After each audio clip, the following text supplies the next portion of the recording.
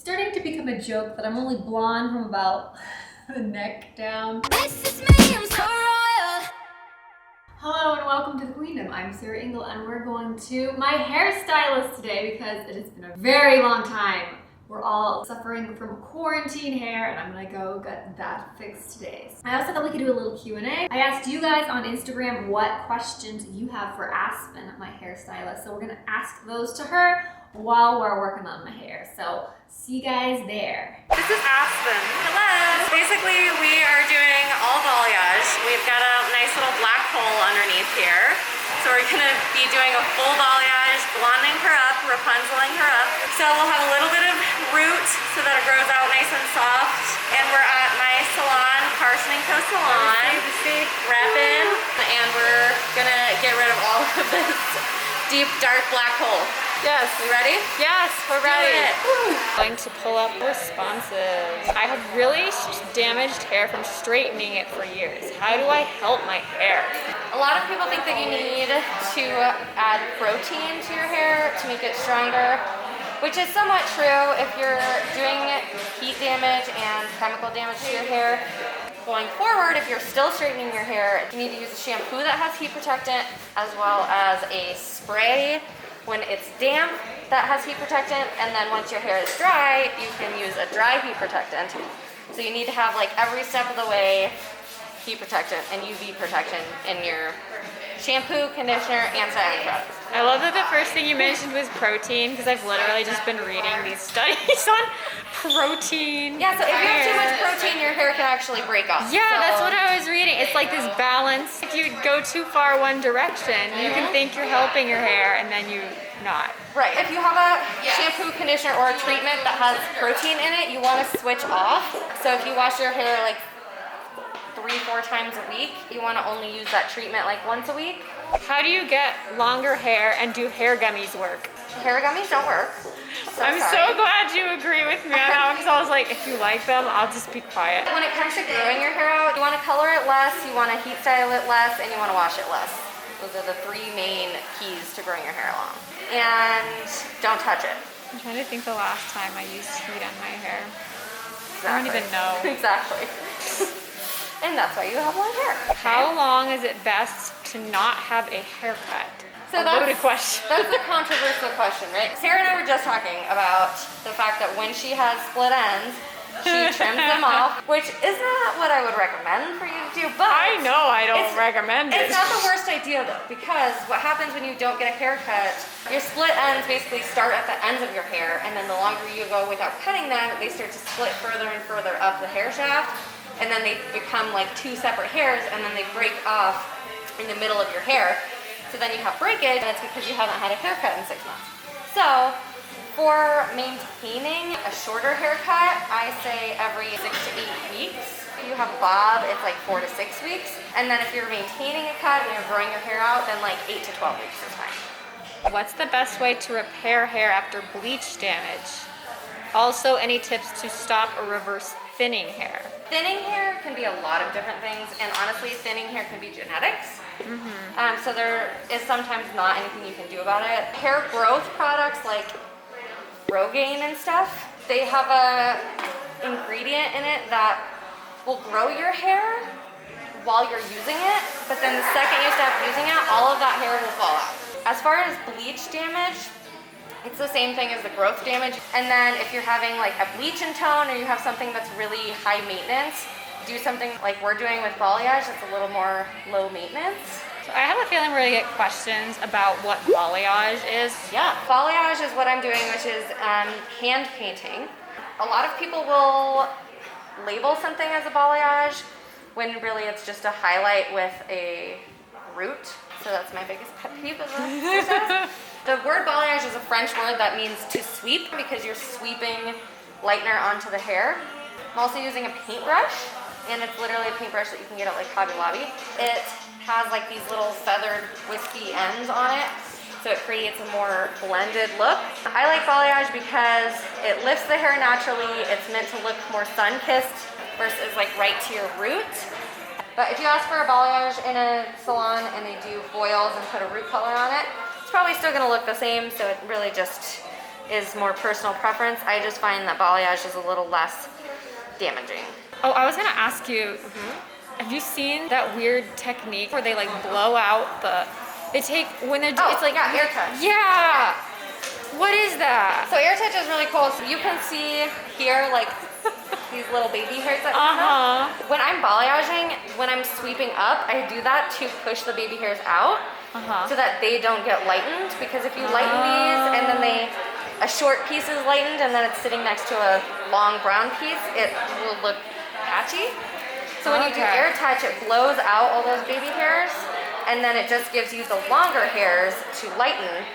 And the baby hair sometimes can be breakage, so it's also really like a lot healthier of a way to highlight your hair because it'll push out all those broken pieces and then you don't risk putting bleach on those already broken pieces. How do you say you want to trim but don't want to lose length in the best way? I mean, you can honestly say just that. There are going to be some not so nice hairstylists out there that might take it upon themselves to cut off what you need and not what you want. But you have to just be honest with them and say, listen, let me know how many inches I have of dead ends. And then if they say you have 3 inches that needs to come off and then you're like, well, I really only want 2, just tell them, I really only want 2 inches cut off. Is there any like treatment that I can use so that I can get away with only cutting the 2 inches off and still keep that last extra inch and keep growing my hair out? Oh goodness. This kind of reminds me of the time you had to save my hair when I had a hair fiasco. Aspen had to rescue me one time. How do you tell the stylist politely that you hate the cut? You hate the cut? Yeah.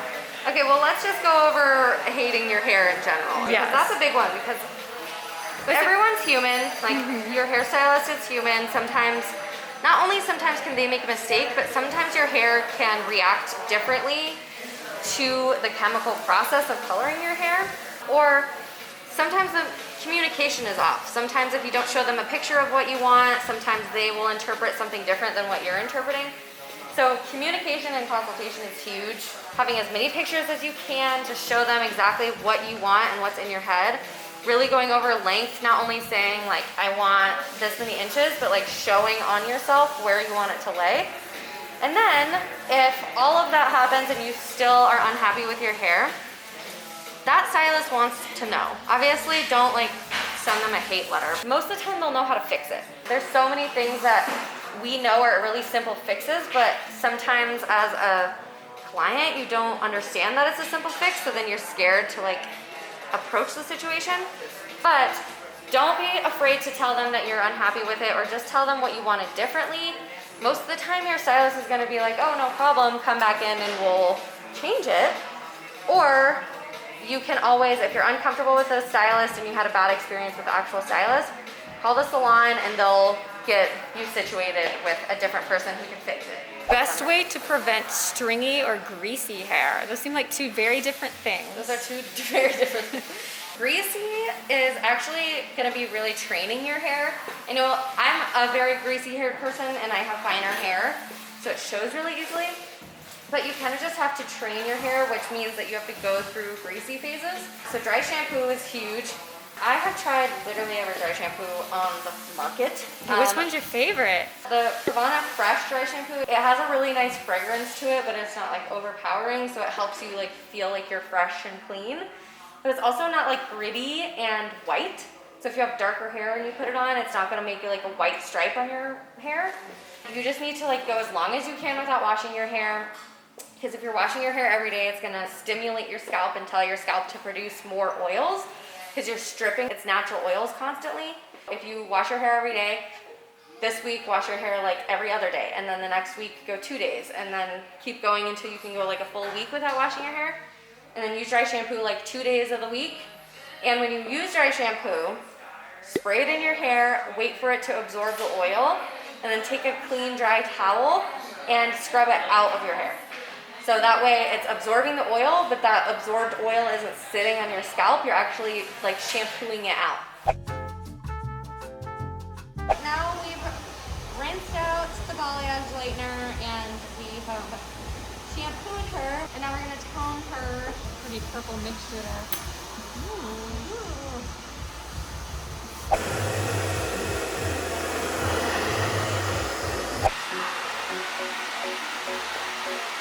Okay, open. Yay! So good. Thank you. So much better. Oh my goodness. It's So like much better. so much better.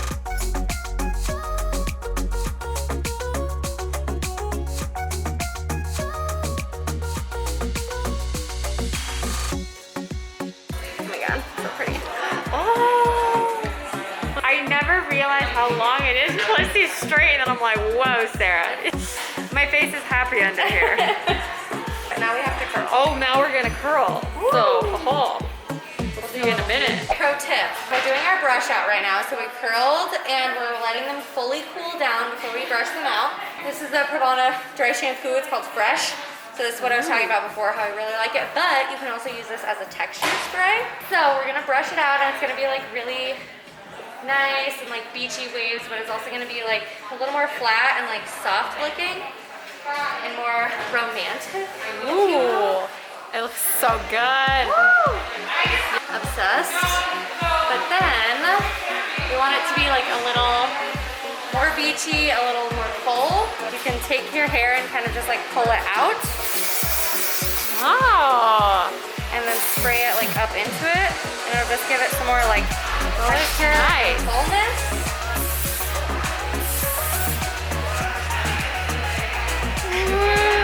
Okay. It looks so good, Aspen. I'm obsessed. Thank you. And where can we all find you?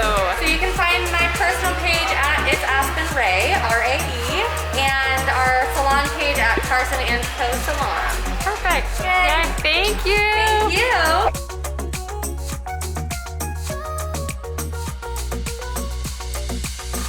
And I'm back, and I'm blonde again. And I want to know from you in the comments, when was the last time you had your hair done? Anyways, thank you guys so much for watching. And oh, also, can you do a shout out? Shout out to Marfi Mendez. Thanks you guys so much for all of your comments, and I'll see you next time. This is me.